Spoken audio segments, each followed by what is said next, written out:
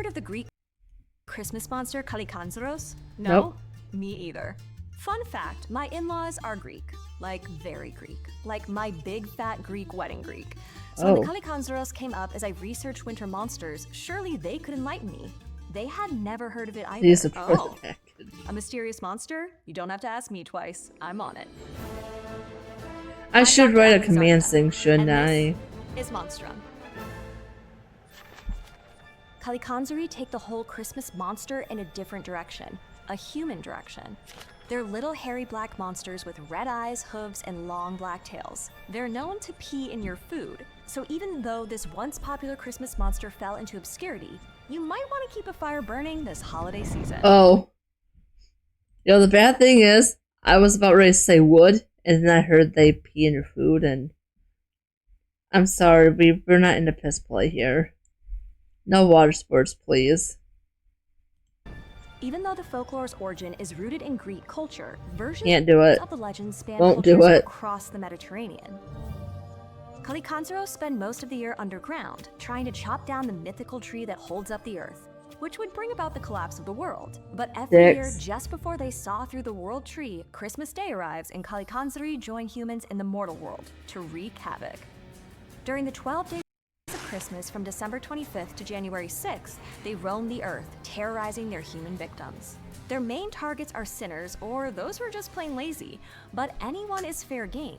Oh, It's said jeez. they drain people of their That life means we're force. fair So game. does that make the Kallikanzari a type of vampire, as some claim?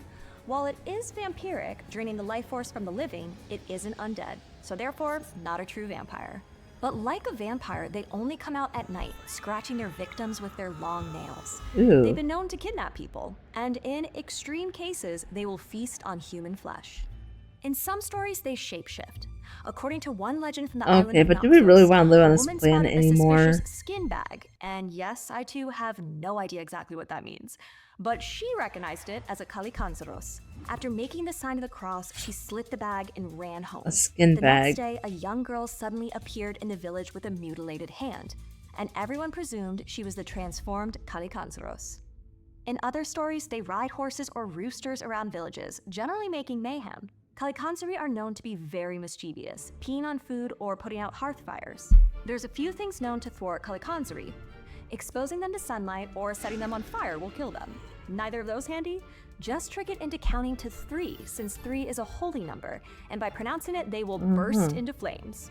Or you could leave a colander on your doorstep, since Kallikanzari are unable to resist counting the holes. They can also be warded off by nailing a pig jaw on your door or over your chimney. Why a pig? There might be a connection to Greek mythology. Pigs were associated with the goddess Demeter, who's connected to fertility, farming, and birth. So nailing a pig jaw on your door might remind the Kallikanzaros of the cyclical nature I forgot. of Yeah, pig that is would force sacred them to her. return to their underground toil.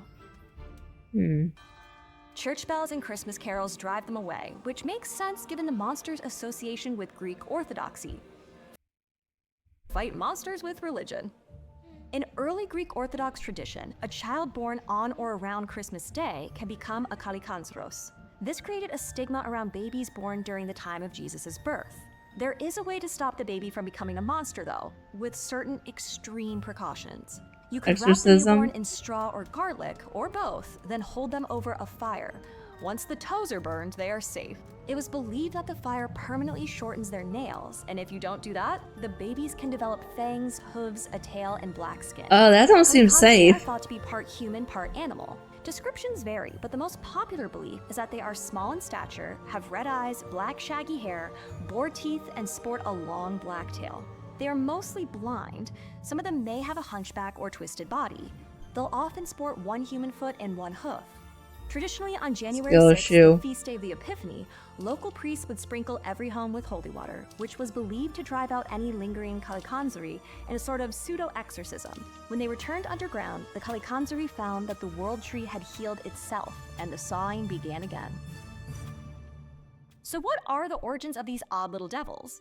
We have to go back to ancient Greek spiritual traditions. The Kallikanzari return every year, and their cyclical nature speaks to ancient Greek conceptions of time. They believed in two kinds of time. Traditions were an excuse to time, and kairos, which was based more on experiencing a moment than being tied to a day, number, or... I'm gonna pause that. Um, I am German, and we do celebrate Krampusnacht here. I mean, obviously, we don't do the taking of kids and spanking them. We do like what Germany does is more modernly. Germany will do the whole um. Sorry, my brain blanked. Germany, when they celebrate Krampusnacht currently, everybody gets dressed up as Krampus. Some homemade costumes, some not. It's a big feast. You go out dancing. You drink. You do mischief. It's more of like a fun adult holiday now versus back when, they used to scare the bejesus out of kids into being good. Although now it's also kind of an excuse to, like, current day, to give kids candy and maybe a toy on that day. Yeah, old traditions are really weird.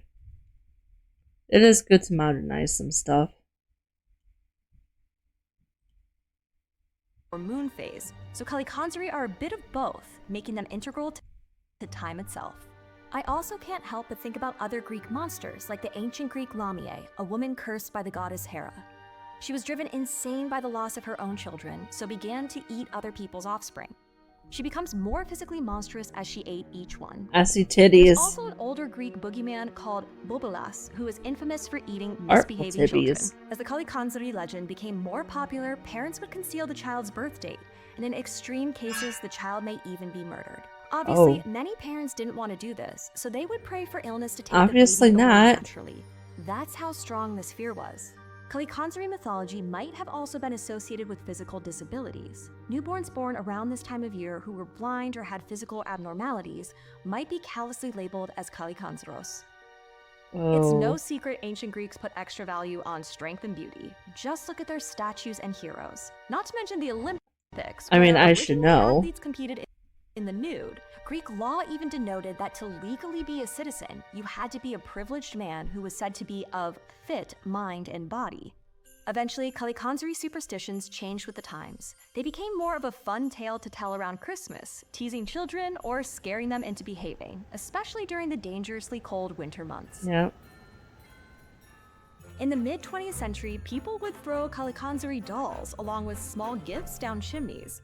Sometimes they would hang Kalikanzari on the front door of friends or family. Why? To show you love them, of course. Because nothing says Christmas cheer like a goblin suddenly appearing at your doorstep. The other reason? They would be used to either scare or mock people who still believed in the tradition. The popularity of Kalikanzaros faded as religious, scientific, and social opinion evolved. But when they do appear in popular culture, they are often removed from any kind of world-destroying malevolent intentions. In an episode They're just silly little memes now. serve as a metaphor for the unruly time of adolescence. Of course, the family in the story is Greek, so it nods to its Greek roots. I think that's the ultimate purpose they serve today, to connect the past cultural traditions to present ones. I like Krampus. Although I don't think my in-laws would love if I started chucking things down their chimney, regardless of the reason. Every year, PBS Digital Studios sends out an audience survey, which we use to help understand what you enjoy on YouTube and what. Well, I will give this video a like because I enjoy learning stuff like this. What do you mean he don't eat no meat? That's okay, I make lamb. I like my Big Fat Greek Wedding. That is such a fun movie.